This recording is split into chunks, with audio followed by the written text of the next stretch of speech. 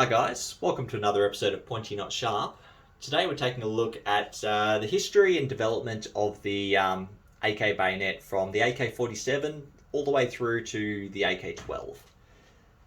Now these were made by virtually every country in the Warsaw Pact or Soviet Union, as well as a whole range of countries outside like India, China, North Korea. I think Indonesia made some, I'm not 100% certain. But even Iraq, a whole bunch of countries made these. But for the purpose of this, we'll sort of stick to an explanation of the Soviet ones, which are, or the Russian ones, which went on to influence the development of everyone else who sort of copied. Now, the history of these bayonets started in 1949 with the introduction of the AK47. The AK47 did not come with a bayonet or a bayonet lug, and it wasn't until a updated version of the rifle came out in 1955 that a bayonet lug was added and a bayonet was also issued. So what we have here is the 6x2 bayonet, also known as the AK47 bayonet or the 6H2 bayonet. Now the difference between 6x2 and 6H2 is only the translation in Cyrillic. They're both correct. But generally East Germany and Poland called theirs 6H2, and Russia, Bulgaria, Romania, or the other countries went with 6x2. But both correct, and I'll go with 6x2, x3, x4, x5 for the purpose of this video. So this bayonet here was introduced in 1955, and it was only in service until about 1960 in Russia. Other countries used it a lot longer. Poland was still manufacturing them in as late as 1970. I'll pull it out. So in Russia, they were manufactured by Ishmash. This one here is Bulgarian. Now, you may have noticed the blade is a very, very familiar profile. It's essentially a copy of the SKS bayonet. It's just a little bit shorter. The SKS bayonet itself is a copy of the SVT 40 bayonet. As you can see, very, very similar profile, but a bit smaller, a bit shorter. Anyway, I'll put that away. So these bayonets were made to go with the stocked AK-47s only, not with the folding AKSs. And when they were introduced, a large number of them were made, and they actually started retrofitting older rifles with bayonet lugs to be able to take these. Now, they're a bit of an awkward bayonet. They're not comfortable in the hand because of this attachment down the bottom. The blade is not very big, not terribly great, and the attachment device is honestly rubbish. It slides on the rifle easy enough, but then to get it off, you sort of have to awkwardly pull down this little piece here, this little slider here, which disengages our lug just here. A little bit awkward. These will not fit an AK-74.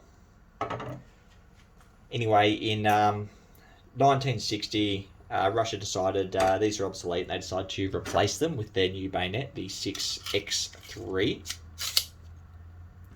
Put that to the side. I've got a 6x3 just here. This is a Polish one, quite a nice one. I'm very happy with it. I just did a review video on it the other day, so feel free to have a look at that. Now these bayonets are made to fit the AKM, the AKS, and the Dragunov. In Russia, they were made by Ishmash and Tula, and they were only made for 4 years, from 1960 through to 1964. Other countries used them significantly longer, but in Russia, they weren't around very, very long. And there's a good reason for that. I'll get to that shortly. But these were quite influential, so I'll draw it. And you might notice the wire cutter hole here. So these went on to inspire whole range of other bayonets, and as revolutionary as the AK was, this bayonet was just as much so. Went on to inspire the US M9, the German KCB 77. You could argue the British SA 80 because that's got a wire cutter as well. It's just a very, very utilitarian bayonet. So we've got a Stainless steel blade with a clip pointed tip. Got our wire cutter. You've probably seen other videos of people doing that. You got your rubber grip here because the scabbard's metal, and then your Bakelite plastic grip, so you're insulated when cutting electrified wire. Not that I think that was ever really used. I don't know how many people are cutting electrified wire. But yeah, it's just a very, very handy little bayonet. You've got a little clip here to remove the scabbard from your belt, so you can actually use it as a wire cutter. You're not awkwardly standing next to the wire that's potentially electrified. Anyway, the one big issue with this bayonet was the handle. So the base of the handle is also made of the Bakelite or plastic, and as you can see, I've got a nice big crack just here above my finger. And I've got another one just here where my thumb is. So the base of the handles, the pommels, were pretty weak, unfortunately, and soldiers were using them as hammers to smash in tent pegs or whatever else they used them for, I don't know. But as a result, a large number of them got broken, and yeah, they were put in for to be replaced. The scabbards also had a tendency to get really, really rusty when left in the wet. So in 1965, they stopped producing these in 64, but in 65, the Russians introduced the 6X4 or 6H4, whatever makes you happy. These are essentially the most produced AK bayonet there is. There's so many of these made by so many different countries, and honestly, they're still in use today. I was watching a video out of Ukraine the other day, and a couple of soldiers, Russian soldiers who had been captured, had their rifles, their webbing, and their bayonets on the ground at their feet, and they had a couple of these. They've still issued with these, and these are made, potentially in the 60s or the 70s. So this one's Yugoslavian. It's actually an M70E. However, it's still a 6H4. I should probably clarify, actually. In America, these are referred to as AKM Type 1 and AKM Type 2. But we'll stick with the Russian 6H4. So the big two changes from the H3, you can probably see them, are the scabbard and the pommel. So we'll start with the pommel. The pommel was reinforced with this nice big solid piece of metal, and the issue they were having of them breaking, gone. Nice flat surface there, perfect for a hammer. And the other major change is the scabbard, made of a plastic or polymer. So still insulated, but just a different manufacturer. Now you'll find some countries made bayonets in sort of a combination of the two of these, and they're referred to as transitionals. I've got one here to take a look at, but generally there are two kinds. So what I've got here is a Polish 6H4, and you might notice that it's got the 6H3 scabbard and the 6H4 bayonet.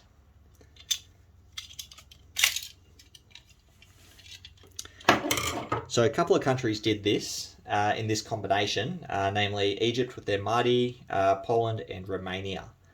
That being said though, they also came in the opposite configuration, which was the Type 2 scabbard, the 6H4 scabbard with the 3 bayonet.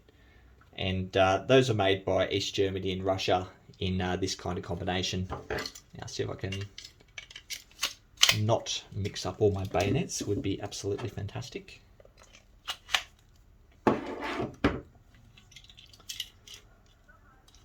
This one here is Polish as well. Still in service today, I'm pretty sure. It's a very, very nice one of my favourites. So these were used through until about 1985. It's when they started to be replaced by some places, but as I said, they're still in service everywhere. And in Russia, they were made by Izhmash and TOZ. And in, I think it was 1986, it's when Russia and Bulgaria, or Russia in particular first, introduced their next bayonet, the 6X5. This is a Bulgarian version. very recognisable as Bulgarian. I've got my twin circle 10. If it was Russian, I'd have my my triangle. So in the late 1970s, the invention of polymer, or polyamide PA6, led to the Russians updating all the body kits on their rifles. And bayonets weren't terribly important, so they were the dead last thing that they decided to update. And when they got around to that in 1986, we got this bayonet here. Now this one here is very, very different to what we had before. I'll pull it out, you'll have a look at the blade, and it's very, very different. So now we have a spear point with a milled edge on either side and a much longer set of saw teeth with a different profile too. Let's see if we can get that in there. Kind of. Taking a look at the blade itself with the milled edges, it's got a very interesting look to it. Something else to note is it's not sharp at all. These sides here are completely flat, and then as you come down, it gets sharp down the base here. So that's the only place where you've really got an edge on the blade. Up here, the edge sort of transitions up and becomes flat. But we've got polymer handle, polymer scabbard. Apparently these are 1 centimeter longer than the 6H4s. And yeah, these were made by Russia and Bulgaria. Bulgaria made a number of them for Iraq, I believe. I can't remember if they had a special name or not. Those ones are easy to spot because the frog is made of nylon, and they have a nice big like C cup thing at the base here on the pommel. As per the 6H4s, sorry, the pommel here is still metallic. So these were introduced in 1986 and they're still in service today. From what I've read, the handles have a habit of breaking, and because they're reasonably cheap, they just get replaced. They don't worry about refurbishing them. But yeah, I haven't seen any photos of them being used in Ukraine at the moment by Russian forces. All I've seen is 6H4s and 6X4s and 6X9s. So the final bayonet we're going to look at, and I definitely don't have one, as far as I can tell, no one does yet, is the 6X9, and that's for the AK12. I'll put a photo up here. So this is a photo of one that's been captured in Ukraine. I don't have a look at what the blade looks like. Yeah, I'll have a look on Google and chuck another photo up now if I can find one. But yeah, apparently this is what Russia's using now over in Ukraine. They're not issued to everyone, but I'd love to get my hands on one of these if I could.